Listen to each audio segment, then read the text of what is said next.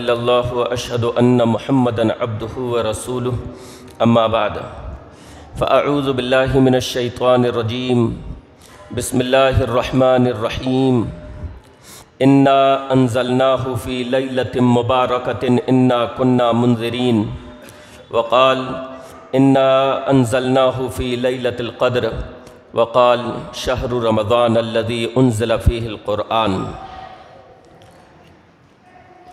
تمام قسم کی تعریفیں اللہ رب العالمین کے لیے ہیں اور بے حد بے انتہا بے حساب درود و سلام نازل ہو سید المرسلین رحمت للعالمین جناب محمد الرسول اللہ صلی اللہ علیہ وسلم پر۔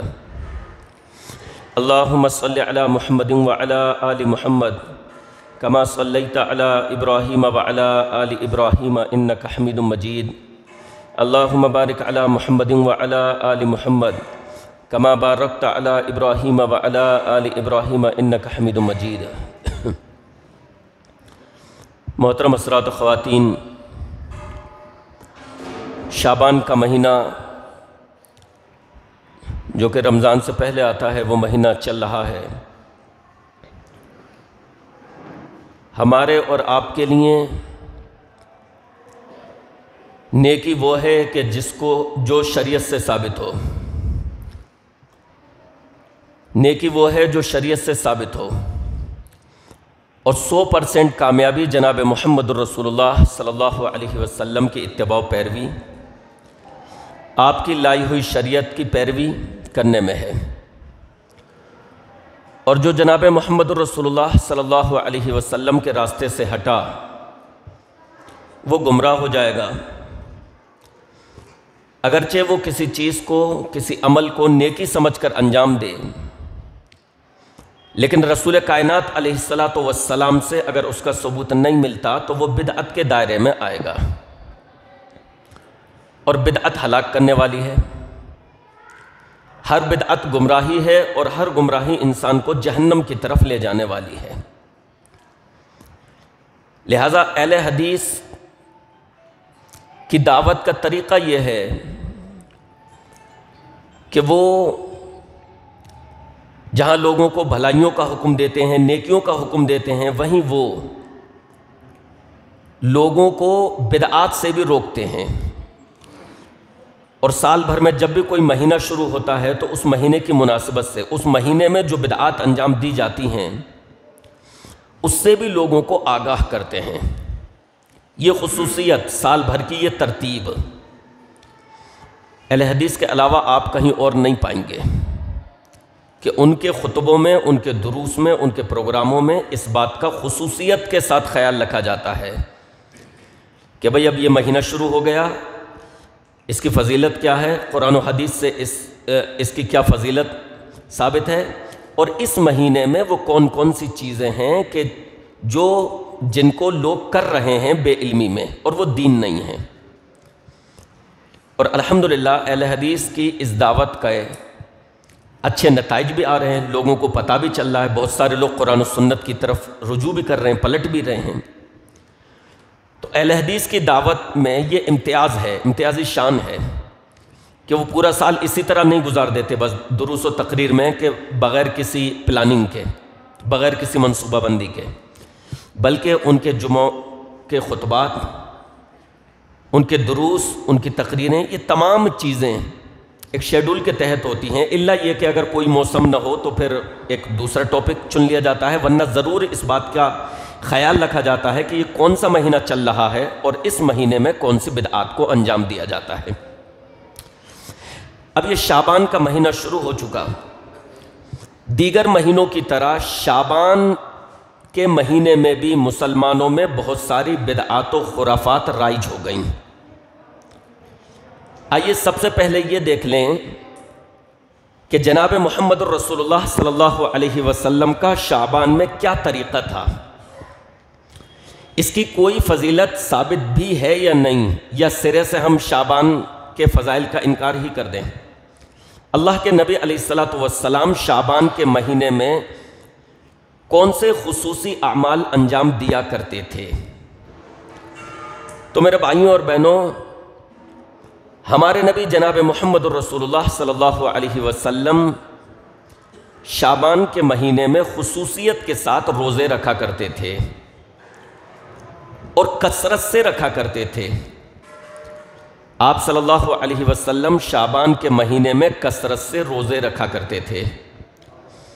بخاری شریف کی حدیث ان عائشہ رضی اللہ عنہا قالت کان رسول اللہ صلی اللہ علیہ وسلم یصوم حتی نقول لا یفطر ویفطر حتی نقول لا یصوم فما رأیت رسول اللہ صلی اللہ علیہ وسلم استکمل صیام شہر الا رمضان وما رأیتہ اکثر صیام منہ فی شعبان، رواہ البخاری۔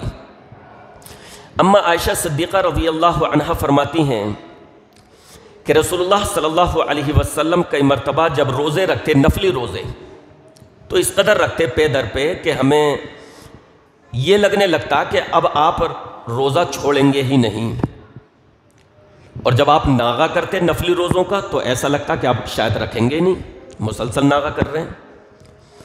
اور فرماتی ہیں کہ اللہ کے نبی علیہ السلام کو میں نے رمضان کے علاوہ کسی مہینے کے، مکمل مہینے کے روزے رکھتے ہوئے نہیں دیکھا۔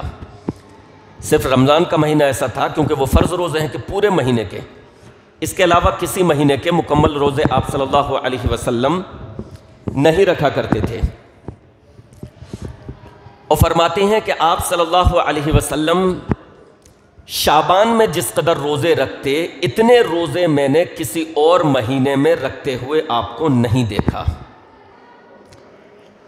تو حدیث سے یہ پتہ چلا کہ آپ صلی اللہ علیہ وسلم شعبان کے مہینے میں کثرت سے روزے رکھا کرتے تھے۔ اچھا، اس کی وجہ کیا ہے؟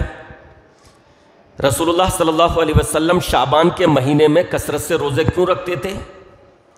اس سلسلے میں مختلف اقوال ہیں، مختلف علماء کرام کے مختلف اقوال ہیں، لیکن سب سے راجح قول جو ایک صحیح حدیث سے ثابت ہے وہ یہ کہ اس کی وجہ یہ تھی جو رسول اللہ صلی اللہ علیہ وسلم نے خود بیان فرمائی کہ شعبان کے مہینے میں اللہ رب العالمین کی طرف اعمال اٹھائے جاتے ہیں اور لوگ اس مہینے میں زیادہ غافل رہتے ہیں۔ نسائی شریف کی حدیث حضرت اسامہ بن زید رضی اللہ عنہ فرماتے ہیں میں نے رسول اللہ صلی اللہ علیہ وسلم سے دریافت کیا، اے اللہ کے رسول، لم ارک تصوم شہرا من الشہور ما تصوم فی شعبان، اے اللہ کے رسول صلی اللہ علیہ وسلم، میں نے شعبان کے مہینے میں آپ کو جس قدر روزے رکھتا ہوا دیکھا ہے اس قدر کسی اور مہینے میں آپ کو روزے رکھتا ہوا نہیں دیکھتا۔ تو آپ صلی اللہ علیہ وسلم نے فرمایا قال ذالک شہر یغفل الناس فیہ بین رجب و رمضان، یہ ایسا مہینہ ہے جو رجب اور رمضان کے درمیان ہے اور لوگ اس سے غافل رہتے ہیں۔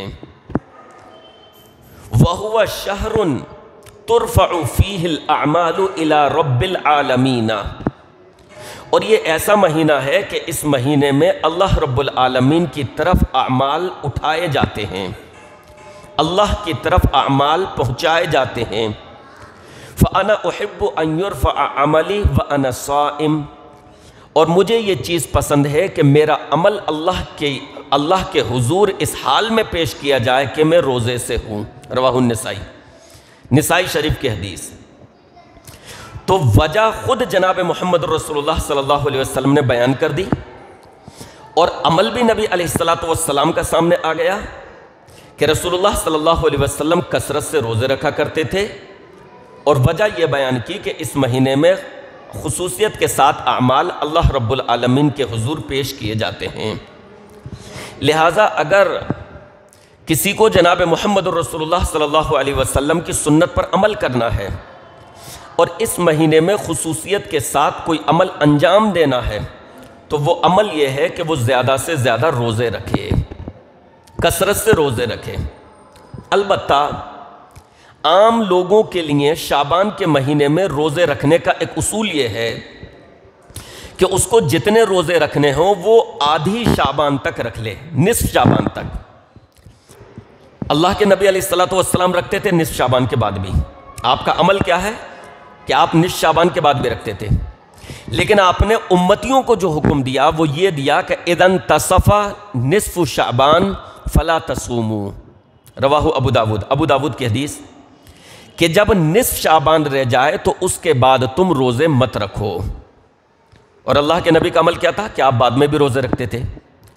دونوں طرح کی احادیث کے درمیان تطبیق یہ دی گئی ہے کہ جس شخص کی نفلی روزے رکھنے کی عام عادت نہ ہو وہ نصف شعبان تک رکھ لے، اسے جتنے بھی روزے رکھنے ہیں اپنے شوق کو پورا کر لے، نصف شعبان تک روزے رکھ لے، اور پھر نصف شعبان کے بعد نہ رکھے، اس وجہ سے کہ پھر اس کے بعد آنے والا مہینہ جو ہے رمضان کا ہے، اور شعبان کے مہینے کے روزوں کی فضیلت کتنی بھی ہو، بہرحال یہ نفلی روزے ہیں، کہیں ایسا نہ ہو کہ اگر وہ شعبان کے مہینے میں روزے رکھتا رہے تو اس کے رمضان کے روزے جو ہیں، جو فرائض ہیں، ان پر اس کا اثر پڑے اور وہ پھر ان میں کہیں کوتاہی نہ کرنے لگے۔ اس لیے آدھی شعبان تک اسے جتنے بھی رکھنے ہیں رکھ لے، اس کے بعد پھر وہ اپنے جسم کو رمضان کے روزوں کے لیے تیار کرے تاکہ وہ رمضان کے روزے آسانی سے رکھ سکے، کیونکہ رمضان کے روزے فرض ہیں۔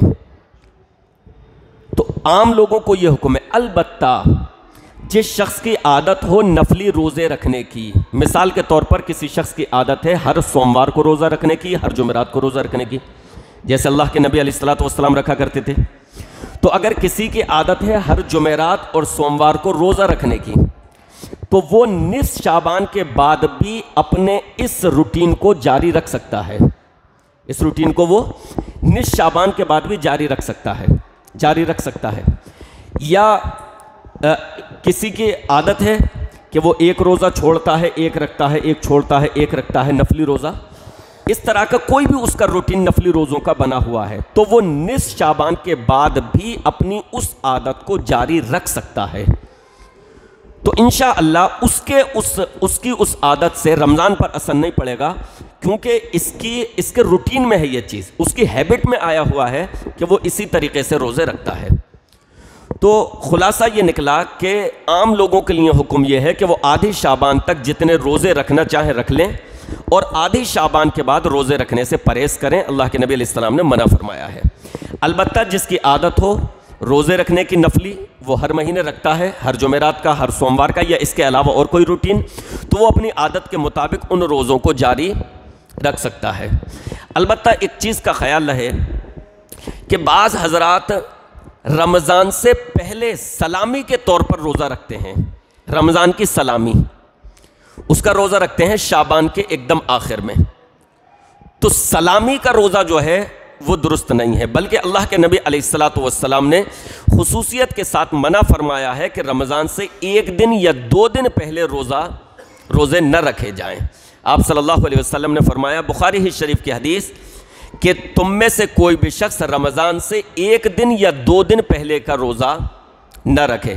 تو بعض لوگ رمضان کی سلامی کے طور پر، اور بعض لوگ اس احتیاط کے طور پر کہ کہیں چاند نظر آ گیا ہو تو ایسا نہ ہو کہ میرا روزہ چھوٹ جائے۔ دیکھیے یہ شک کی بیماری جو ہوتی ہے نا، یہ احتیاطی، یہ شریعت میں ہے نہیں، اور یہ بہت بری بیماری ہے۔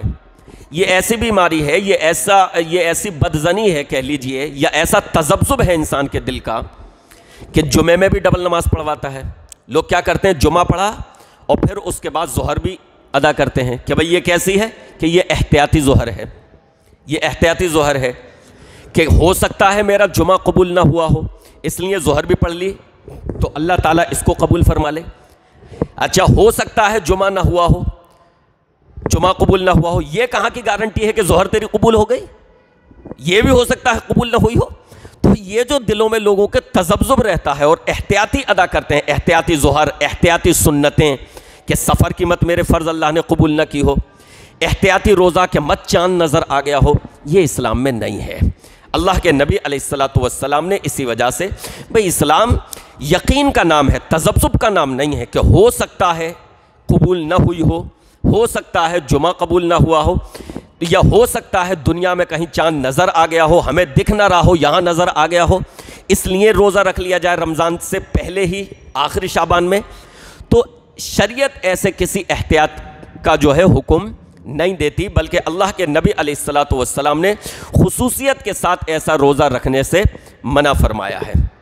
تو خلاصہ یہ نکلا فضائل کا شعبان کے کہ اس مہینے میں روزہ رکھنا درست ہے کہ آپ زیادہ سے زیادہ روزے رکھ سکتے ہیں، لیکن آدھی شعبان تک، اور اس کے بعد جن لوگوں کی عادت ہو باقاعدہ روزے رکھنے کی وہ رکھ سکتے ہیں۔ اب آئیے دیکھیں میرے بھائیوں، یہ تو بنیادی طور پر ہم نے اس مہینے کے فضائل آپ کے سامنے بیان کر دیے۔ اب جو ہمارا اصل موضوع ہے کہ ماہ شعبان بدعات کے گھیرے میں، آئیے دیکھیں کہ اس مہینے میں وہ کون کون سی چیزیں ہیں کہ جو اس شریعت سے ثابت نہیں ہیں اور لوگ اس کو انجام دیتے ہیں۔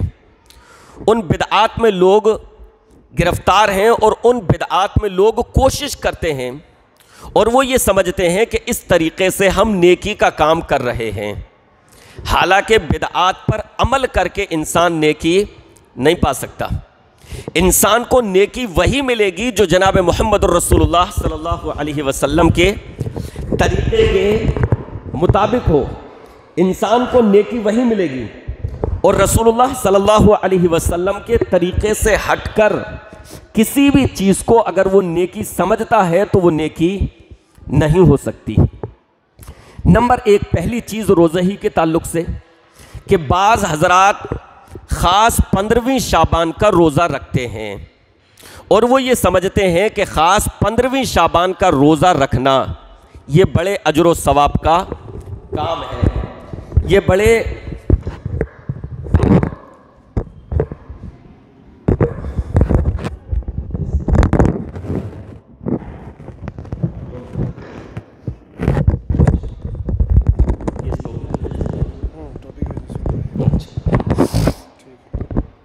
ادھر تار بھی تھوڑا وہ کر دیں ڈھیلا۔ تو بعض لوگ خاص 15ویں شعبان کا روزہ رکھتے ہیں اور یہ سمجھتے ہیں کہ اس کا بڑا اجر و ثواب ہے۔ تو میرے بھائیوں، جیسا کہ میں نے آپ کے سامنے بیان کیا کہ خاص 15ویں شعبان کا روزہ نہیں ہے، اگر کسی کو روزے رکھنے ہیں تو بغیر کسی خصوصیت کے، بغیر دن کو خاص کیے ہوئے 1 شعبان سے لے کر 15ویں شعبان تک جتنے روزے رکھنا چاہے رکھ سکتا ہے۔ اب یہ اس کی مرضی پر منحصر ہے، وہ چاہے تو 2 روزے رکھے، یا چاہے تو 3 روزے رکھے، یا چاہے تو 4 روزے رکھے، یہ اس کی مرضی پر منحصر ہے، یا 5 روزے رکھے، لیکن خصوصیت کے ساتھ 15ویں شعبان کا روزہ رکھنا یہ جناب محمد رسول اللہ صلی اللہ علیہ وسلم سے ثابت نہیں ہے، اور اس سلسلے میں کوئی صحیح روایت نہیں ہے خاص 15ویں شعبان کا روزہ رکھنا، لہٰذا اس کو نظر انداز کرنا چاہیے، اوائڈ کرنا چاہیے۔ نمبر 2، بعض حضرات 15ویں شعبان کی رات کو عبادت کرتے ہیں۔ آپ دیکھیں گے کہ 15ویں شعبان کی راتوں کو مسجدوں میں بھیڑ ہوتی ہے، اور بعض لوگ اس رات کو اس قدر اہمیت دیتے ہیں کہ رمضان میں جو شب قدر ہوتی ہے اس کو بھی وہ اس قدر اہمیت نہیں دیتے۔ آپ رمضان کی شب قدر میں، رمضان کی لیلۃ القدر جو آتی ہیں، ان راتوں میں، ان طاق راتوں میں آخری عشرے کی، ان کی مسجدوں کو بند پاؤ گے، ان کی مسجدوں میں رونقیں نہیں ملیں گی، ان کی مسجدیں خالی ملیں گی، لیکن خاص 15ویں شعبان کی رات کو ان کی مسجدوں میں رونق ہوتی ہے، ان کی مسجدوں میں بھیڑ ہوتی ہے، لوگ نوافل ادا کر رہے ہوتے ہیں۔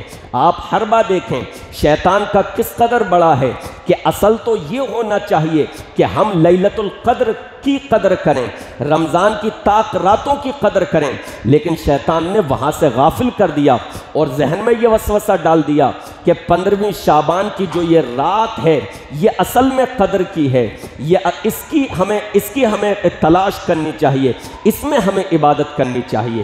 تو بعض لوگ 15ویں شعبان کی اس رات میں اس قدر نفلی عبادت کرتے ہیں کہ وہ رمضان کے آخری عشرے میں بھی اس قدر عبادت نہیں کرتے۔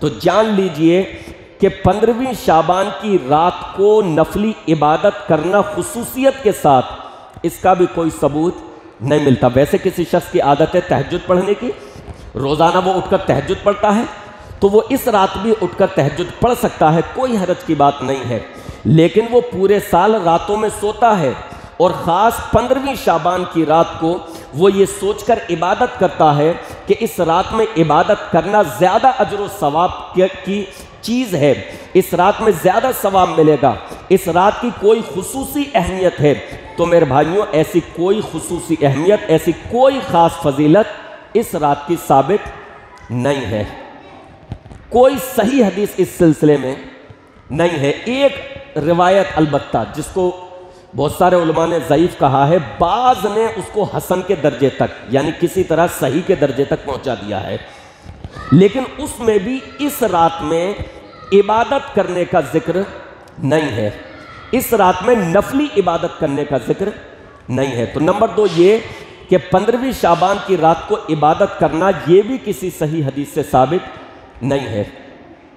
نمبر 3 تیسری چیز، بعض حضرات 15ویں شعبان کی اسی رات کو شب براءت کا نام دیتے ہیں، شب براءت، اور یہ کہتے ہیں کہ یہ رات جو ہے یہ ایسی رات ہے کہ اس میں اللہ رب العالمین سال بھر کے فیصلے فرماتا ہے۔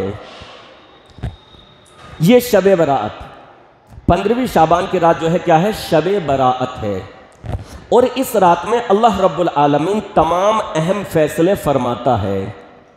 دلیل کیا ہے؟ اب دیکھیے اس طرح کی جتنی چیزیں ہوتی ہیں جب آپ اس کی دلیل پوچھیں گے، یہ چیز نہیں صرف، اس کے علاوہ بھی جتنے فاسد عقائد ہیں ان تمام کے لیے جو دلیل دی جائے گی وہ ایسی جو گول مول ہو، صریح دلائل نہیں۔ ہمارے پاس جو دلائل ہوں گے عقائد کے لیے، احکام کے لیے، مسائل کے لیے، وہ واضح ہوں گے، وہ کلیئر ہوں گے، لیکن جن لوگوں کے نظریات باطل ہیں، جن لوگوں کی فقہ باطل ہے، جن لوگوں کے احکام جو ہیں وہ قرآن و سنت سے میچ نہیں کھاتے، وہ اپنے عقائد کے لیے، اپنے نظریات کے لیے، اپنے احکام و مسائل کے لیے جو دلیل پیش کریں گے اس میں ایک چیز ہمیشہ آپ نوٹ کریں گے کہ وہ گول مول ہوگی، اس میں صراحت نہیں ہوگی۔ مثال کے طور پر رفع دین نہیں کرنا چاہیے، کیا ہے دلیل؟ کہ وہ اللہ کے نبی علیہ السلام نے ایک مرتبہ دیکھا، صحابہ فرماتے ہیں کہ ہم ہاتھ اٹھا رہے تھے، ہم ہاتھ اٹھاتے تھے تو اللہ کے رسول نے فرمایا کیا ہو گیا ہے کہ تمہیں ہاتھ اٹھاتے ہوئے دیکھتا ہوں؟ شریر گھوڑوں کی طرح۔ حدیث صحیح ہے، لیکن رکوع کی رفع دین کا اس میں ذکر نہیں ہے۔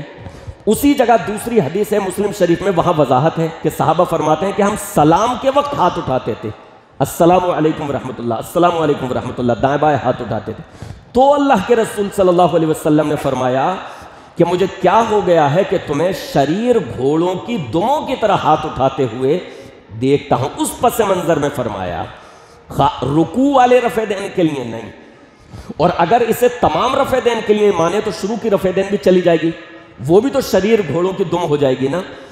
پھر عید میں جو بار بار کیا جاتا ہے وہ پھر اسے کیسے نکالیں گے؟ وہ بھی پھر ختم ہو جائے گی، لیکن اس میں اٹھاتے ہیں شریر گھوڑوں کی دموں کی طرح۔ تو کہنے کا مطلب یہ ہے کہ یہ اپنے مسائل کے لیے جتنی دلیلیں لائیں گے اس میں صراحت نہیں ہوگی، اس میں گول مول باتیں کی گئی ہوں گی۔ تو اسی طریقے سے جب ہم نے دریافت کیا کہ بھائی اس رات کو جو تم شب قدر شب براءت کہہ رہے ہو، اس کی دلیل کیا ہے؟ کیونکہ دلیل ہمیں تو ملی نہیں۔ جب آپ اس لفظ کو دیکھیں گے تو شب جو ہے یہ فارسی کا لفظ ہے۔ شب کیا ہے؟ فارسی کا لفظ ہے، شب کے معنی رات، اور براءت یہ عربی کا لفظ ہے جس کے معنی ہوتے ہیں خلاصی، براءت، چھٹکارا۔ اب دیکھیں فارسی اور عربی کو ملا کر یہ ٹرم، یہ اصطلاح، یہ ترکیب بنائی گئی۔ اگر یہ واقعی قرآن و حدیث کی چیز ہوتی تو اس کا کوئی نام عربی میں ہوتا، جیسے رمضان کا نام رمضان عربی میں ہے، نماز کا نام عربی میں صلاۃ ہے، شب قدر کا نام عربی میں لیلۃ القدر ہے، حج کا نام عربی میں حج ہے۔ تو اسی طریقے سے اگر یہ بھی قرآن و حدیث سے ثابت شدہ چیز ہوتی تو اس کا نام عربی میں ہونا چاہیے تھا، لیکن اس کا نام عربی میں کہیں نہیں ملے گا۔ جو لوگ اس کو ثابت کرتے ہیں وہ بھی اس کو شب براءت کہہ کر ثابت کرتے ہیں۔ تو ہم نے پوچھا اس کی دلیل کیا ہے؟ تو کہتے ہیں دلیل ہے، کیا ہے دلیل؟ کہتے ہیں دلیل یہ ہے کہ اللہ رب العالمین نے ارشاد فرمایا حامیم والکتاب المبین، انا انزلناہ فی لیلۃ مبارکۃ انا کنا منذرین حامیم والکتاب المبین، بے شک ہم قسم ہے کتاب مبین کی، اور بے شک ہم اس قرآن کو ایک مبارک رات میں نازل کرنے والے ہیں۔ انا انزلناہ فی لیلۃ مبارکۃ، ہم اس قرآن کو ایک بابرکت رات میں نازل کرنے والے ہیں۔ تو میں نے کہا نا کہ اس طرح کی دلیل جو دیں گے یہ کیسی ہوگی؟ گول مول۔ اس دلیل میں واضح نہیں ہے، اس دلیل میں صرف کیا ہے؟ بابرکت رات میں نازل کرنے والے۔ اب انہوں نے اپنی طرف سے کہہ دیا کہ بابرکت رات جو ہے وہ یہی ہے۔ اللہ نے تو صرف یہ فرمایا کہ بابرکت رات میں ہم نے اس قرآن کو نازل کیا، ہم اس کو بابرکت رات میں نازل کرنے والے ہیں۔ انہوں نے کیا کہا کہ دیکھو اللہ نے فرمایا نا بابرکت رات، اور برکت والی رات یہی رات ہے، یہ اپنی طرف سے اضافہ کر دیا۔ جبکہ میرے بھائیوں اس رات سے مراد دراصل شب قدر ہے، جو رمضان کی آخری طاق راتوں میں آتی ہے۔ جب ہم قرآن مجید سے کوئی فیصلہ لیتے ہیں، کوئی عقیدہ لیتے ہیں، کوئی اصول لیتے ہیں، کوئی نظریہ لیتے ہیں، تو قرآن مجید کی ایک آیت سے نہیں لے لیتے، تمام آیتوں کو سامنے رکھنا پڑتا ہے، اور بسا اوقات آیت کے ساتھ ساتھ حدیث بھی ہمیں دیکھنی پڑتی ہے۔ بعض قرآن مجید کی آیتیں بعض دوسری آیتوں کی تفسیر کرتی ہیں، بعض حدیثیں بعض دوسری حدیثوں کی وضاحت کرتی ہیں، بعض حدیثیں قرآن مجید کی آیت کی وضاحت کرتی ہیں۔ تو جب ہم کوئی نظریہ لیتے ہیں، کوئی عقیدہ لیتے ہیں، کوئی مسلک لیتے ہیں، کوئی حکم لیتے ہیں، کوئی مسئلہ لیتے ہیں، کوئی فتویٰ لیتے ہیں، کوئی فقہ لیتے ہیں، تو قرآن و حدیث دونوں چیزوں کو سامنے رکھ کر لیتے ہیں۔ اب دیکھیے میں آپ کو سمجھاؤں کہ اس سے کیا مراد ہے۔ اللہ رب العالمین نے اس جگہ فرمایا انا انزلناہ فی لیلۃ مبارکۃ، کہ ہم نے اس قرآن کو بابرکت رات میں نازل فرمایا۔ تو یہاں پر وضاحت نہیں ہے، لیکن ایک چیز پتہ چل گئی کہ اللہ تعالیٰ نے اس رات کو بابرکت رات کہا۔ دوسری جگہ اللہ رب العالمین ارشاد فرماتا ہے سورۃ القدر کی آیت نمبر 1، انا انزلناہ فی لیلۃ القدر، قرآن مجید کو ہم لیلۃ القدر میں یعنی شب قدر میں نازل کرنے والے ہیں۔ اب ہمیں یہ پتا چلا کہ اللہ رب العالمین نے ایک ہی آیت، ایک ہی رات کے دو نام الگ الگ جگہ لیے۔ بھائی اللہ کی بات میں ٹکراؤ تو نہیں ہو سکتا کہ ایک جگہ کہے کہ شب قدر میں نازل کیا اور دوسری جگہ کہے کہ بابرکت رات میں نازل کیا، اور وہ دونوں راتیں الگ الگ ہوں، ٹکراؤ تو نہیں ہو سکتا، ایک ہی رات مراد ہوگی۔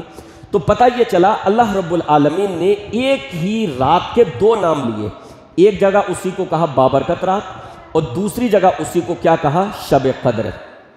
دو چیزیں ہو گئی، لیکن ابھی مہینے کی تعین، مہینے کی تخصیص نہیں ہوئی۔ اللہ رب العالمین نے سورہ بقرہ میں آیت نمبر 185 میں ارشاد فرمایا شہر رمضان الذی انزل فیہ القرآن، رمضان کا مہینہ ہی وہ مہینہ ہے کہ جس میں قرآن نازل کیا گیا۔ اب بات واضح ہو گئی، اب بات کلیئر ہو گئی۔ اللہ رب العالمین نے ایک جگہ واضح کر دیا کہ قرآن رمضان کے مہینے میں ہی نازل کیا گیا، دوسری جگہ فرمایا شب قدر میں نازل کیا، تیسری جگہ فرمایا بابرکت رات میں نازل کیا۔ جس کے پاس عقل ہوگی، جس کے پاس قرآن و سنت کا شعور ہوگا، جس کا دل قرآن و حدیث کو سمجھنے کے لیے صاف ہوگا، جو قرآن و سنت کو سمجھنے کے لیے اپنے دل کو کشادہ کرے گا، انشاءاللہ العزیز اس کی سمجھ میں یہ بات آ جائے گی کہ اللہ رب العالمین یہ بات ایک ہی رات کے تعلق سے کر رہا ہے، اور وہ رات رمضان المبارک میں ہے۔ اللہ رب العالمین نے اسی رات کے تعلق سے فرمایا کہ ہم نے قرآن کو برکت والی رات میں نازل کیا، اسی رات کے تعلق سے فرمایا ہم نے قرآن کو شب قدر میں نازل کیا، اور پھر اللہ نے مہینے کی تخصیص فرمائی کہ قرآن مجید رمضان میں نازل کیا گیا۔ پتہ یہ چلا وہ رات رمضان کے مہینے میں ہی ہوگی، رمضان کے علاوہ میں نہیں ہو سکتی، اس وجہ سے کہ اگر اس رات کو رمضان کے علاوہ میں تصور کیا جائے تو قرآن مجید کی دونوں آیتوں میں ٹکراؤ لازم آتا ہے، اللہ رب العالمین کی بات میں ٹکراؤ لازم آتا ہے، اور اللہ کی بات میں ٹکراؤ نہیں ہو سکتا، اللہ کی آیتوں میں تعارض نہیں ہو سکتا۔ پتہ یہ چلا کہ وہ شب قدر، وہ برکت والی رات رمضان کے مہینے میں ہے۔ اب رمضان کے مہینے میں کب ہے؟ تو جاتے ہم جناب محمد رسول اللہ صلی اللہ علیہ وسلم کی عدالت میں، تو آپ علیہ الصلوۃ والسلام فیصلہ فرماتے ہیں کہ رمضان کا یہ آخری عشرہ جو ہے اس کی طاق راتوں میں اس رات کو تلاش کرو۔ اب معاملہ اور کلیئر ہو گیا کہ رمضان کے آخری عشرے میں وہ رات ہے، اور اس سے متعلق اللہ نے فرمایا کہ اسی رات میں ہم اہم کاموں کے فیصلے فرماتے ہیں۔ تو میرے بھائیوں، اس آیت سے یہ مراد لینا کہ اس سے مراد 15ویں شعبان کی یہ رات ہے، یہ قرآن و سنت کے ساتھ نا انصافی ہے، یہ قرآن و حدیث کو نہ سمجھنے کا نتیجہ ہے، بلکہ سمجھنا نہیں چاہتے۔ اگر دل صاف ہو، نیت صاف ہو تو انشاءاللہ بات سمجھ میں آ جائے۔ اسی وجہ سے امام ابن کثیر رحمہ اللہ جنہوں نے تفسیر کی وہ فرماتے ہیں، قرآن مجید کی تفسیر عمدہ تفسیر ہے، تفسیر ابن کثیر کے نام سے، اور بھی کئی تفسیریں ہیں، لیکن وہ اس اعتبار سے اچھی تفسیر ہے کہ حافظ ابن کثیر رحمہ اللہ نے اس میں تمام اقوال اور ایک آیت سے متعلق جتنی بھی چیزیں ہوتی ہیں ساری کی ساری جمع کر دی۔ تو امام ابن کثیر رحمہ اللہ اس آیت کے ضمن میں علماء اکرام کے بہت سارے اقوال لائے کہ کسی نے یہ مراد لیا، کسی نے یہ مراد لیا اس آیت کی تفسیر کرتے ہوئے، اور پھر حافظ ابن کثیر رحمہ اللہ جمہور کی رائے یہ ہے کہ شب قدر ہے اس سے مراد، جمہور کی رائے کی موافقت کرتے ہوئے ارشاد فرماتے ہیں من قال انہا لیلۃ النصف من شعبان فقد ابعد النجعہ فإن نص القرآن انہا فی رمضان۔ کہتے ہیں کہ جو شخص اس آیت سے بابرکت رات سے مراد شعبان کی 15ویں رات لیتا ہے وہ دور کی کوڑی لایا۔ کہاں کی کوڑی لایا؟ دور کی کوڑی، کوئی سرا ہی نہیں بیٹھتا، کوئی سرا ہی نہیں بیٹھتا کہ اس سے مراد یہ والی رات ہے 15ویں شعبان کی، دور کی کوڑی لایا۔ کیوں؟ اس وجہ سے کہ قرآن مجید کے نص سے، پختہ دلیل سے، واضح دلیل سے یہ چیز ثابت ہے کہ یہ رات جو ہے وہ رمضان میں ہے، اور وہ اسے کب مان رہا ہے؟ شعبان میں۔ تو دور کی کوڑی لا رہا ہے، جبکہ قرآن مجید کے نص سے یہ چیز ثابت ہے کہ یہ رات کب ہے؟ رمضان میں ہے۔ تو تیسری چیز یہ کہ جو لوگ 15ویں شعبان کو شب براءت سمجھتے ہیں اس رات کو، اور اس کے لیے قرآن مجید کی اس آیت سے استدلال کرتے ہیں، وہ غلطی پر ہیں۔ 15ویں شعبان کی یہ رات شب براءت سے جو مشہور ہے یہ غلط ہے۔ قرآن و حدیث میں شب براءت جیسی 15ویں شعبان کے لیے شب براءت جیسا کوئی لفظ نہیں آیا۔ نمبر 4، چوتھی چیز، بعض حضرات 15ویں شعبان کو اپنے گھروں کی صفائی ستھرائی کرتے ہیں، اس کا ڈیکوریشن کرتے ہیں، چراغاں کرتے ہیں، روشنیاں کرتے ہیں۔ تو میرے بھائیوں، خاص 15ویں شعبان کو گھروں کی صفائی ستھرائی کرنا یہ بھی ثابت نہیں۔ ویسے تو صفائی ستھرائی ایمان کا حصہ ہے، صفائی ستھرائی ایمان کا حصہ ہے، لیکن پورے سال گھر میں نیستی بھرستی رہے، گھر کی صفائی ستھرائی کا خیال نہیں۔ مسلمان تو ویسے بھی مشہور ہے گندگی کے تعلق سے، اللہ تعالی حفاظت فرمائے۔ تو گھروں کی صفائی ستھرائی کا کوئی خاص خیال نہیں، لیکن جب 15ویں شعبان آتی ہے تو گھر میں جھاڑو لگے گی، گھر کو پوتا جائے گا، اگربتی سلجائی جائے گی، اور اس میں خوشبو اور گھر کو خوشبو لگائی جائے گی، گھر میں چراغاں کیا جائے گا، گھر میں روشنی کی جائے گی، اور صاف چادر بچھائی جائے گی، اس کو تبدیل کیا جائے گا۔ یہ تمام چیزیں خصوصیت کے ساتھ 15ویں شعبان کو انجام دینا، میرے بھائیوں، یہ چیز بھی بدعت کے دائرے میں آتی ہے۔ تو صفائی ستھرائی اسلام پورے سال سکھاتا ہے، ہمیشہ کے لیے سکھاتا ہے، خاص 15ویں شعبان کو صفائی ستھرائی سے اس کا کوئی تعلق نہیں ہے۔ نمبر 5، پانچویں چیز اس تعلق سے، شعبان میں بدعات کے تعلق سے، بعض حضرات خاص 15ویں شعبان کی رات کو قبرستان جاتے ہیں، اجتماعی طور پر قبرستانوں کا رخ کرتے ہیں۔ تو میرے بھائیوں، قبرستان جانا چاہیے، لیکن اس کے لیے دنوں کی خصوصیت نہیں ہے کہ ہم خاص فلاں مہینے میں یا فلاں دن میں جائیں گے۔ قبرستان جائیں، آپ قبر پر جائیں، کوئی حرج کی بات نہیں ہے، اس سے آخرت یاد آتی ہے۔ اللہ کے نبی علیہ السلام نے قبرستان جانے کا مقصد بھی واضح کیا، حکم بھی دیا اور پھر مقصد بھی واضح کیا۔ آپ علیہ السلام نے ارشاد فرمایا کنت نہیتکم عن زیارت القبور فزوروها، میں نے تم کو قبروں کی زیارت کرنے سے منع کر دیا تھا، یعنی شروع اسلام میں جب اس بات کا خدشہ تھا کہ لوگ عقیدے میں بھٹک نہ جائیں، ابھی نیا نیا ان کے پاس اسلام ہے، میں نے تم کو منع کر دیا تھا فزوروها، لیکن اب میں تم کو حکم دیتا ہوں کہ تم قبروں کی زیارت کرنے کے لیے جایا کرو۔ اور آپ علیہ السلام نے اس کا مقصد بھی بتایا۔ قبروں کی زیارت کرنے کا مقصد یہ نہیں ہے کہ وہاں پر فاتح خوانی کی جائے یا ان سے دعا کی جائے یا ان سے استغاثہ کیا جائے یا وہاں پر چادر چڑھائی جائے یا وہاں پر اگربتی سلگائی جائے یا وہاں پر پھول چڑھا کر آیا جائے، یہ مقصد نہیں بیان کیا، بلکہ اللہ کے نبی علیہ السلام نے ارشاد فرمایا فَإِنَّهَا تُذَكِّرُ الْآخِرَةِ، اس سے آخرت یاد آتی ہے۔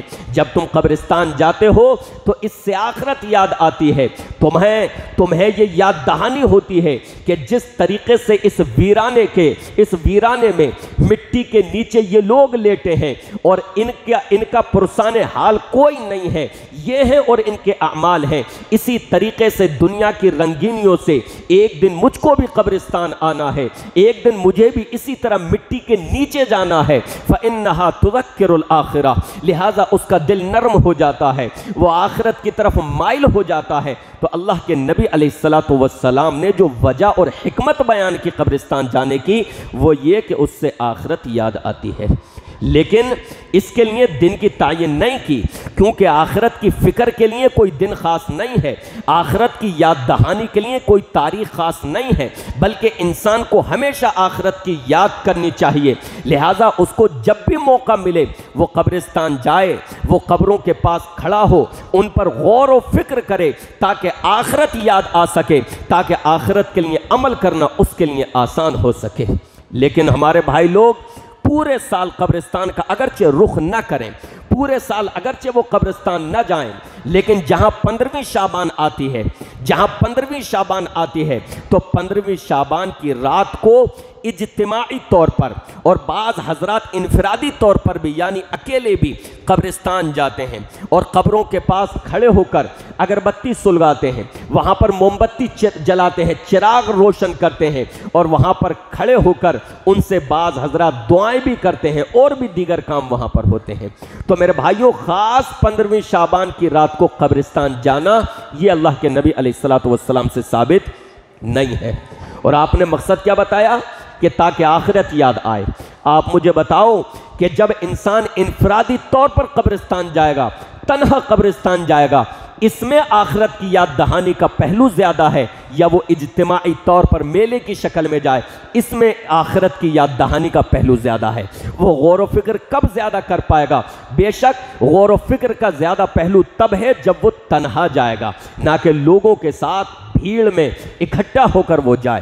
لہٰذا اللہ کے نبی علیہ السلام سے خاص 15ویں شعبان کی رات کو قبرستان جانا ثابت نہیں ہے۔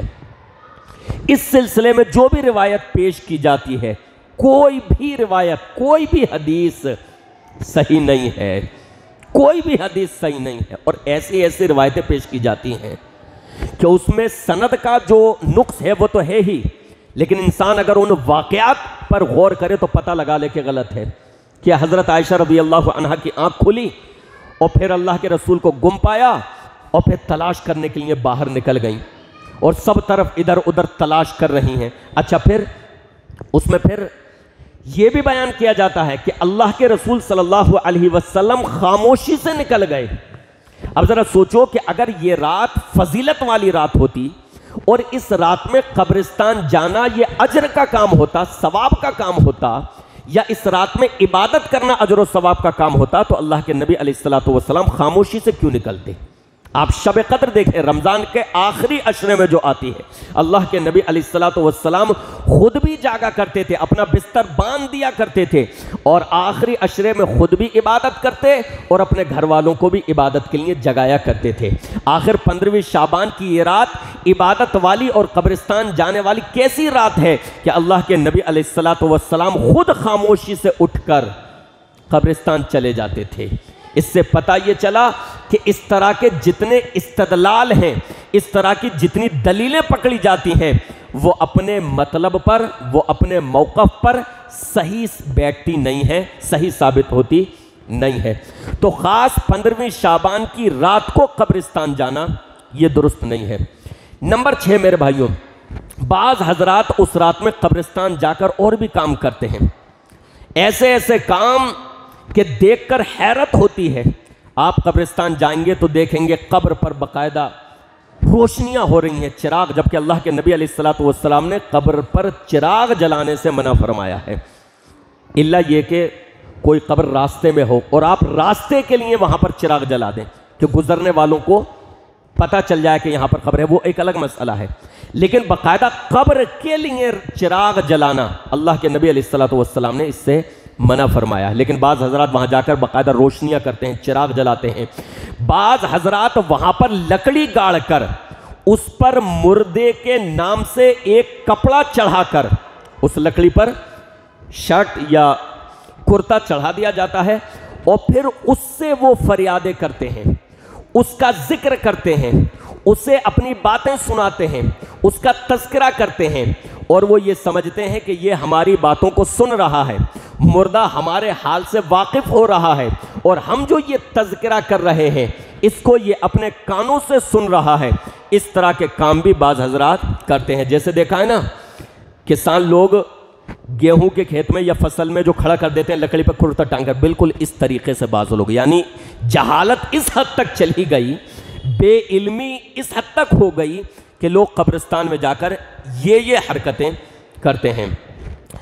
نمبر 6، چھٹی چیز، اس مہینے میں ایک اور بدعت انجام دی جاتی ہے، اور وہ بدعت ہے صلاۃ الالفیہ۔ صلاۃ الالفیہ کیا ہے؟ ہزاری نماز۔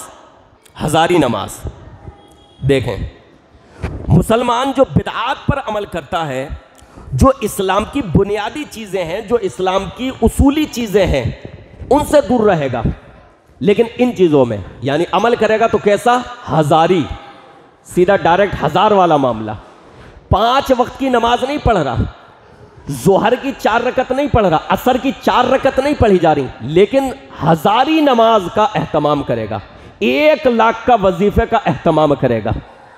تو اس یعنی بدعات کا جب آپ پتہ لگائیں گے تو آپ ان چیزوں سے، ان ٹیکنیکلی غلطیوں سے بھی پتہ لگا لیں گے۔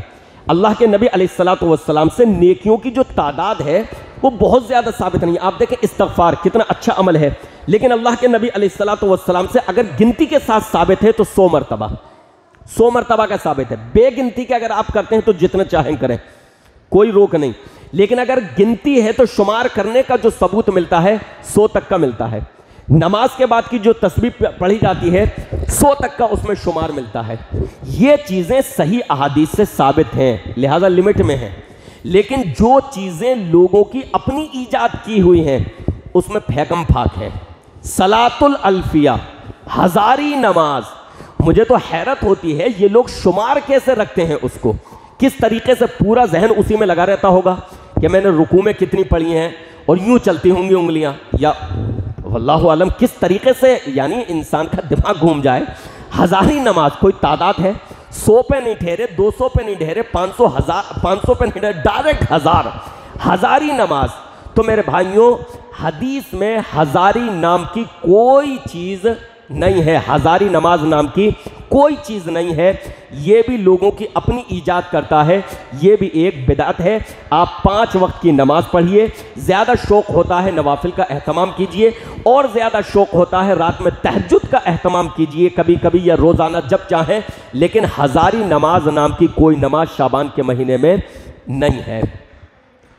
نمبر 7، 7ویں چیز، بعض حضرات کا عقیدہ یہ ہے کہ شعبان کے اس مہینے میں بلکہ 15ویں شعبان کو روحیں دنیا میں واپس آتی ہیں۔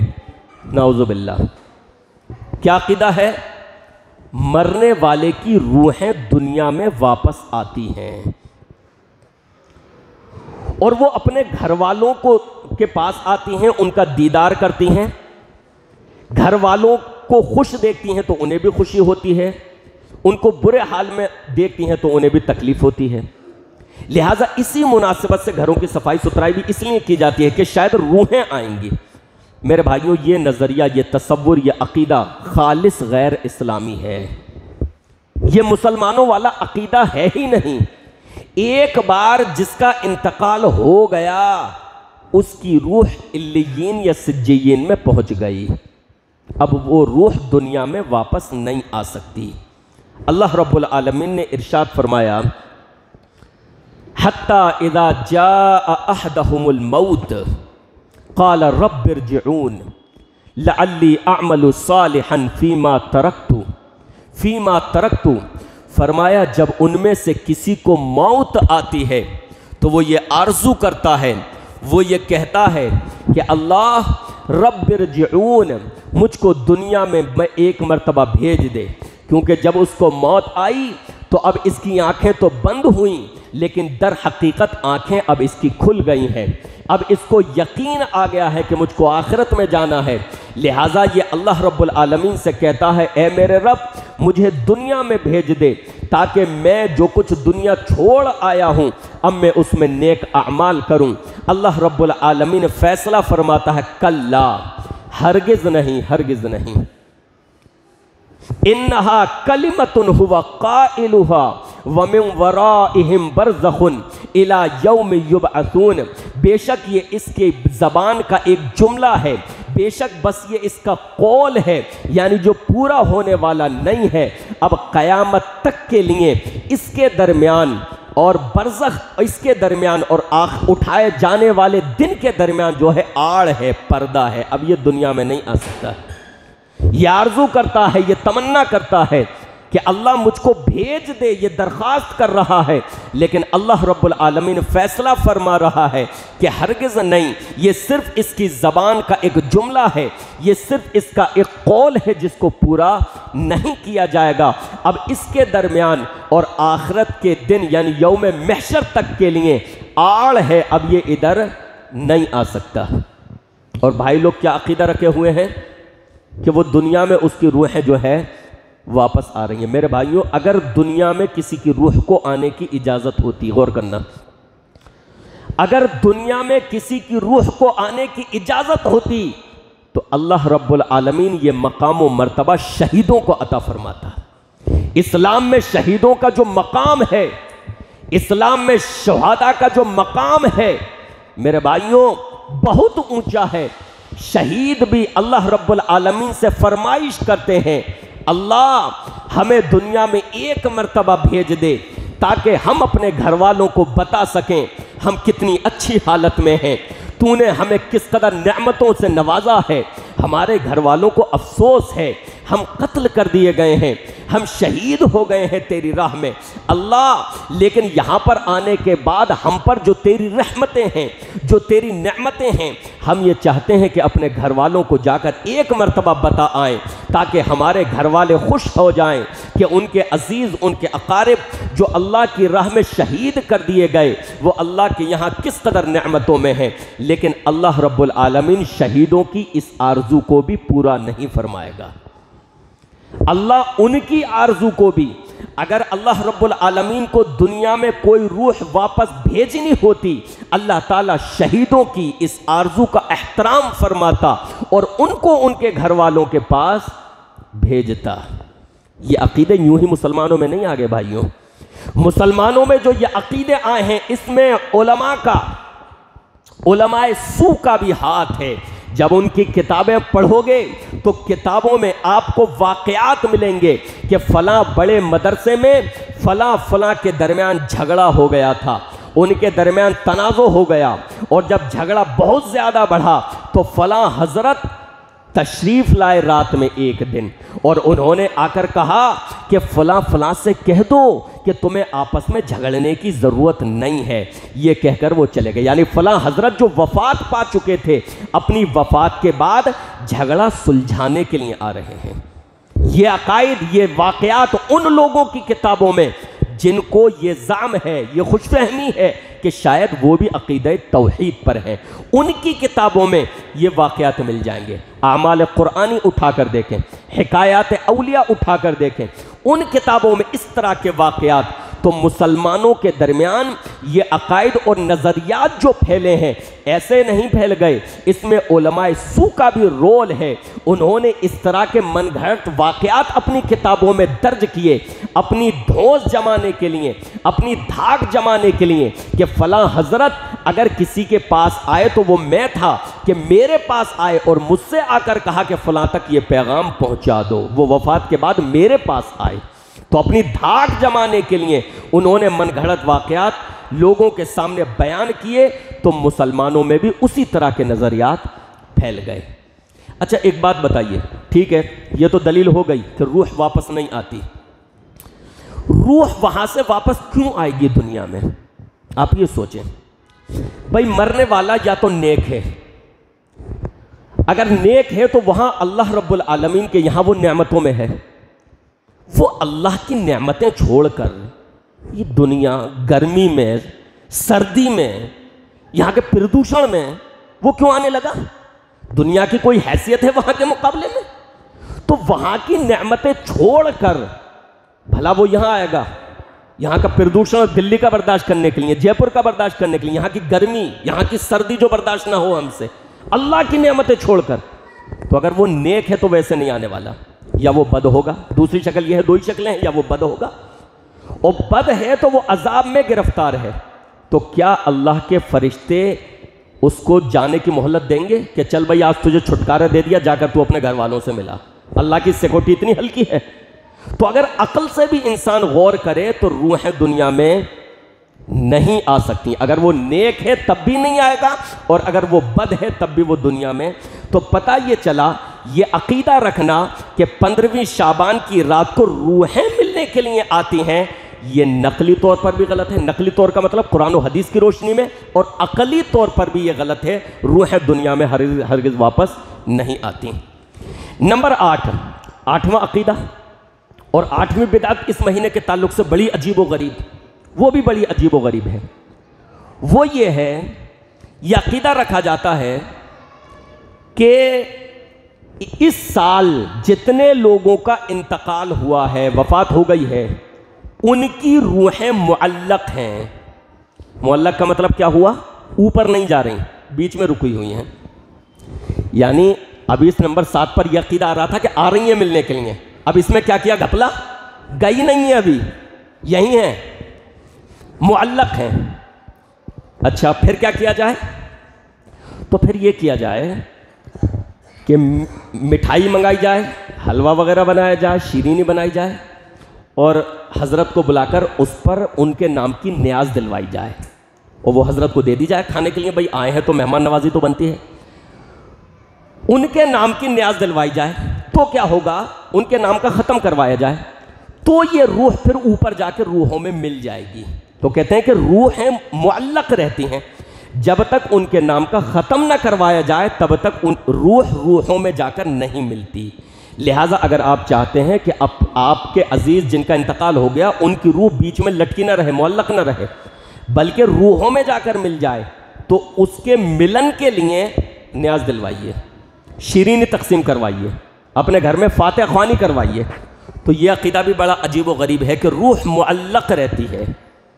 میرے بھائیوں، قرآن و حدیث میں ایسا کوئی عقیدہ نہیں ہے، اور اگر غور کیا جائے، اگر انسان ٹھنڈے دل و دماغ سے غور کرے تو پتہ چلے گا یہ اسلامی عقائد کے ساتھ کھلواڑ ہے۔ یہ تو غیر مسلموں کے عقیدے ہیں کہ مرنے کے بعد روح بھٹکتی رہتی ہے، اس نے چڑیل کا رول دھارن کر لیا، وہ جنگلات میں گھوم رہی ہے، وہ ویرانوں میں گھوم رہی ہے۔ یہ غیر مسلموں کے عقیدے ہیں۔ افسوس کہ مسلمانوں کے درمیان یہ عقیدے کیسے آ گئے۔ اسلام ایسے عقائد سے پاک ہے، لیکن مسلمانوں کے درمیان یہ عقیدے کہ جن پر غیر مسلم بھی ہنسیں کہ روح بیچ میں لٹکی رہتی ہے، معلق رہتی ہے، لہٰذا اس روح کا آگے سفر کروانے کے لیے، آگے کا ویزا دینے کے لیے کیا کرنا ہے؟ اس کا ختم کروانا ہے اس کے نام کا، تب وہ آگے کا سفر کر سکتی ہے، ورنہ نہیں کر سکتی۔ تو یہ سراسر باطل ہے، غلط نظریہ ہے، بدعت ہے، اور قرآن و حدیث کے جو دلائل ہیں ان کے خلاف ہے۔ قرآن و حدیث سے یہ پتہ چلتا ہے کہ جب کسی کا انتقال ہو جاتا ہے تو وہ روح یا تو علیین میں چلی جاتی ہے یا سجین میں چلی جاتی ہے، وہ روح دنیا میں واپس نہیں آتی اور وہ روح دنیا میں موجود نہیں رہتی، معلق نہیں رہتی۔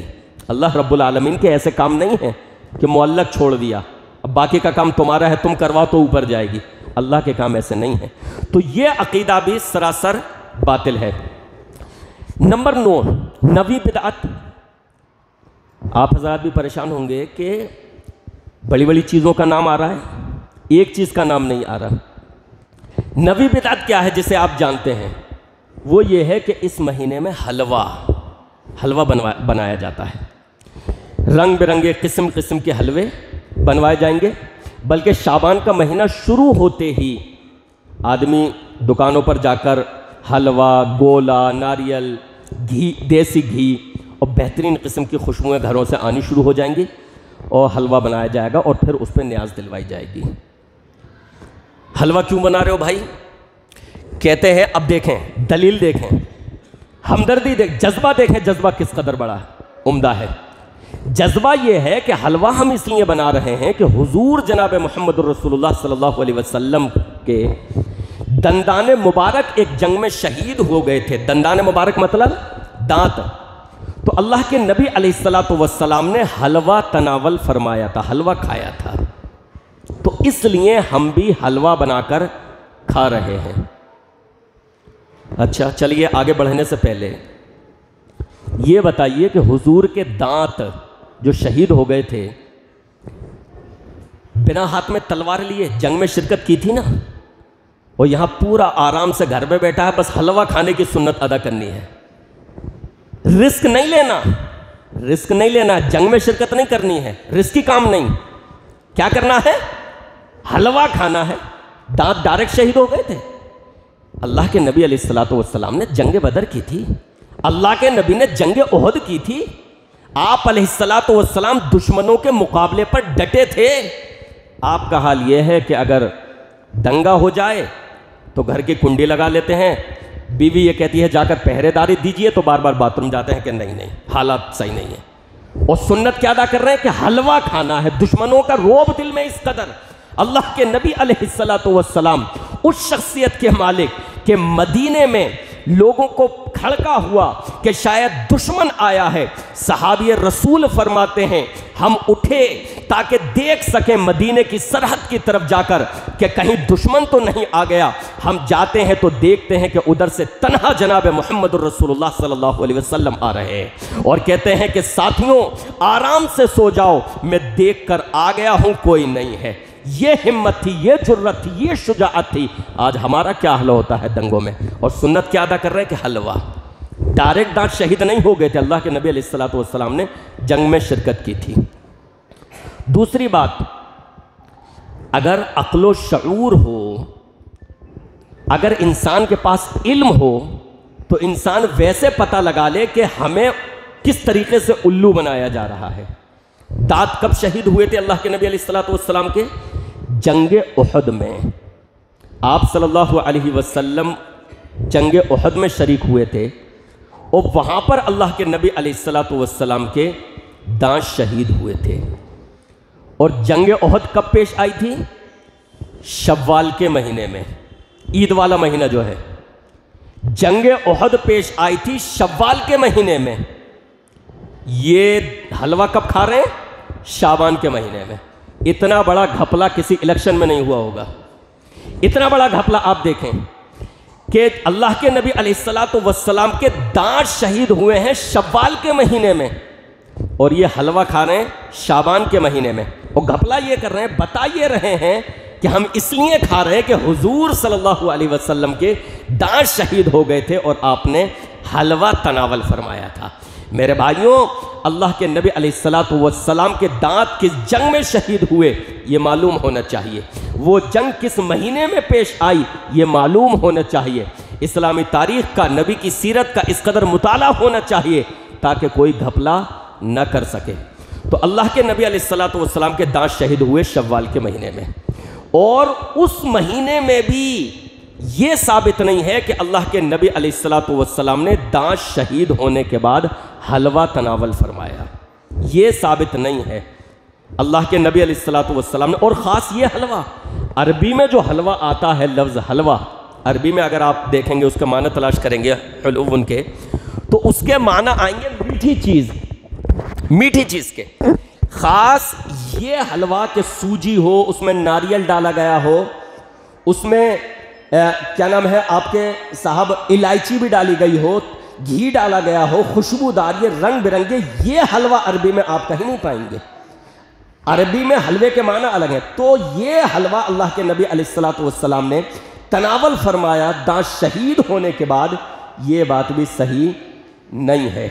تو ٹھیک ہے نا، اس دلیل کو پست کرنے کے لیے ایک ہی چیز آپ کے پاس کافی ہے۔ جب کوئی کہے کہ اللہ کے نبی علیہ الصلوۃ والسلام کے دانت شہید ہوئے تھے اور آپ نے حلوہ کھایا تھا، تو آپ اس سے پوچھئے کس جنگ میں شہید ہوئے تھے دانت آپ علیہ السلام کے، اور وہ جنگ یعنی جنگ احد کب پیش آئی تھی، تو پتہ چل جائے گا کہ وہ جنگ شوال میں پیش آئی تھی۔ آخری چیز اور 10ویں چیز، میرے بھائیوں، اس مہینے میں ایک اور چیز انجام دی جاتی ہے، اور وہ ہے آتش بازی، پٹاخے چھوڑنا۔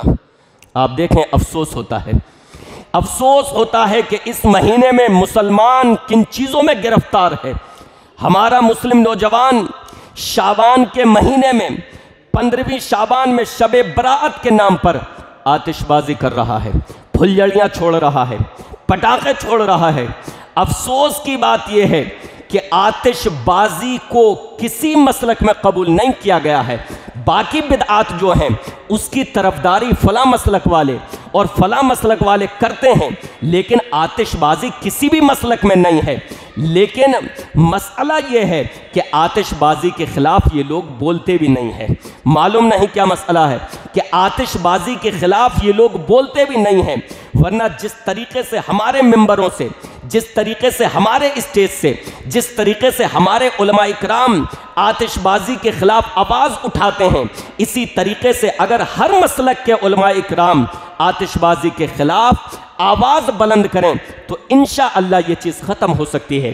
لیکن شاید ان کو اندیشہ اور خدشہ یہ ہوتا ہے کہ اگر ہم لوگوں سے یہ کہیں کہ اس مہینے میں آتش بازی کرنا ثابت نہیں ہے، تو کہیں وہ اگلا سوال یہ نہ کر لے کہ پھر یہ چیزیں جو انجام دی جاتی ہیں یہ ثابت ہیں یا نہیں، اس کی دلیل کیا ہے۔ لہٰذا 8-9 بدعتیں چل رہی ہیں، اس کے ساتھ آتش بازی کو بھی چلنے دیا جائے۔ اور اللہ کی پناہ، مسلمان شعبان کے اس مہینے میں اپنا کتنا پیسہ پٹاخوں میں برباد کر دیتا ہے، اپنا کتنا پیسے کو آگ لگا دیتا ہے۔ اگر کسی سے کہا جائے کہ یہ لو 100 کا نوٹ ہے، یہ لو 50 کا نوٹ ہے، اس میں آگ لگا دو، وہ آگ نہیں لگائے گا۔ وہ کہے گا کیا بے وقوفوں والا کام ہے کہ میں 100 کے نوٹ میں آگ لگا دوں۔ لیکن وہی شخص شب براءت کے نام پر، آتش بازی کے نام پر 100 روپے کے، 500 روپے کے پٹاخے، پھلجھڑیاں خرید کر اپنے بچوں کو دیتا ہے اور خود بھی اس میں شریک ہوتا ہے اور آتش بازی کرتا ہے۔ اگر آپ اس کا گہرائی سے مطالعہ کریں، اگر آپ اپنے ملک میں گرد و پیش کا جائزہ لیں، تو آپ کو پتہ چلے گا کہ یہ پٹاخے چھوڑنے کی رسم، یہ آتش بازی، یہ غیروں کی ہے، یہ غیروں کی نقالی ہے، یہ غیروں کے یہاں انجام دیا جاتا ہے۔ لیکن مسلمان جب قرآن و سنت سے دور ہوتا ہے، مسلمان جب قرآن و حدیث سے دور ہوتا ہے، تو اس طریقے سے وہ غیروں کی مشابہت بھی اختیار کر لیتا ہے۔ اگر اس کا منشا یہ ہو، اگر اس کا اصول اور منہج یہ ہو کہ مجھ کو قرآن و حدیث پر عمل کرنا ہے، مجھ کو قرآن و سنت پر عمل کرنا ہے، مجھ کو دین خالص پر عمل کرنا ہے، تو انشاءاللہ وہ بدعات سے بھی دور رہے گا، غیروں کی نقالی سے بھی دور رہے گا۔ لیکن جب وہ قرآن و حدیث سے دور ہوا، قرآن و سنت سے دور ہوا، تو اس طرح کی غیر شرعی چیزیں اس کے یہاں جنم لیتی ہیں۔ اور اللہ کی پناہ، شب براءت کے نام سے جو یہ رات مشہور ہے، اس رات مسلم نوجوانوں میں اس رات کا اس قدر کریز پایا جاتا ہے اور وہ طوفان بدتمیزی برپا ہوتا ہے، کہ پولیس انتظامیہ تک پریشان رہتی ہے۔ آپ دیکھیں شب برات سے پہلے باقاعدہ تھانوں میں پولیس انتظامیہ میٹنگ کرتی ہے، اور مسلمانوں کے جو سرکردہ لیڈر ہوتے ہیں، جو عالم ہوتے ہیں، جو کوئی امام ہوتا ہے، ان میں سے بھی بعض لوگوں کو بلا کر میٹنگ کی جاتی ہے کہ دیکھو شب براءت ہے، لہٰذا اپنے نوجوانوں کو سمجھاؤ وہ زیادہ ہو ہلہ نہ کریں۔ لیکن ہمارا مسلم نوجوان اس رات اس قدر ہو ہلہ کرتا ہے، اس قدر ہو ہلہ کرتا ہے، اللہ کی قسم پولیس انتظامیہ پریشان ہو جاتی ہے۔ وہ پریشان ہو جاتے ہیں، سر پہ ٹوپی لگائی، ادھر سے بائک ادھر دوڑا رہا ہے، ادھر سے بائک ادھر دوڑا رہا ہے، ایک ایک بائک پر تین تین چار چار نوجوان سوار ہو کر پیٹرول کو پھونک رہا ہے کہ پیٹرول کی مہنگائی کا ہوگا کسی پر اثر، مجھ پر کوئی اثر نہیں ہے، میں تو شب براءت منا رہا ہوں۔ ایک ایک موٹر سائیکل پر بنا ہیلمٹ کے ہمارے مسلم نوجوان ادھر سے ادھر ادھر سے ادھر دوڑ لگا رہے ہوتے ہیں، اور دوسرے دن اخبارات میں خبر آتی ہے اتنے لوگوں پر FIR درج ہوئی، اتنے لوگوں کے چالان کٹے، اتنے لوگوں کے ایکسیڈنٹ ہوئے، اتنے لوگوں کے ساتھ حادثات ہوئے۔ میرے بھائیوں یہ تمام چیزیں کیا ہیں؟ قرآن و سنت سے دور ہونے کی لعنت ہے، قرآن و سنت سے دور ہونے کا نتیجہ ہے۔ اللہ کرے ہر مسلک کے علماء اکرام عوام کے سامنے صحیح صریح تعلیم پیش کرنے لگیں، اور عوام کو ایسی بیہودہ چیزوں سے روکنے کی کوشش کرنے لگیں۔ اللہ رب العالمین سے دعا ہے کہ رب العالمین ہمیں قرآن و سنت کی طرف پلٹنے کی توفیق عطا فرما، قرآن و سنت پر عمل کرنے کی توفیق عطا فرما، بدعات سے، خرافات سے، فضولیات سے، لغویات سے اللہ ہمیں محفوظ رہنے کی توفیق عطا فرما، آمین یا رب العالمین۔ وصلی اللہ تعالی علی رسول خیر خلقہ محمد وآلہ وصحبہ اجمعین برحمتک یا ارحم الراحمین۔